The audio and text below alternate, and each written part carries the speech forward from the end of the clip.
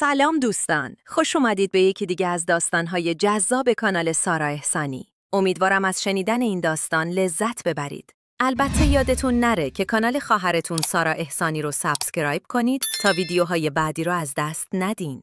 شما رو دعوت میکنم تا پایان این داستان با ما همراه باشید. در گذشته پیرمردی بود که با دوختن کفش روزگارش را میگذراند. او همیشه شاد بود. هنگام کار آواز می‌خواند، کفش‌ها را وصله می‌زد و هر شب با امید و عشق به خانه باز می‌گشت.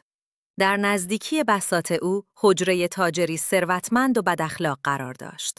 تاجری تنبل و پولدار که بیشتر وقتها در دکانش چرت می‌زد و شاگردانش کارها را انجام می‌دادند. کم کم از آوازهای کفاش خسته شد.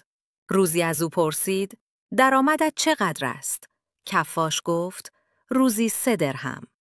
تاجر یک کیسه زر به سوی او انداخت و گفت: این بیشتر از درآمد تمام عمرت است. آن را ببر، راحت زندگی کن و بگذار من کمی استراحت کنم. آواز خواندنت مرا کلافه کرده. کفاش شوکه شد.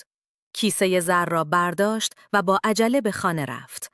او و همسرش روزها نمی‌دانستند با آن پول چه کنند. شبها از ترس دزد خواب نداشتند. مدام نگران بودند که مبادا این پول از دستشان برود. تمام فکر و ذکرشان شده بود مراقبت از کیسه زر. پس از مدتی کفاش کیسه را برداشت و نزد تاجر برگشت. آن را به او داد و گفت: این سکه ها را بگیر، اما آرامشم را به من برگردان.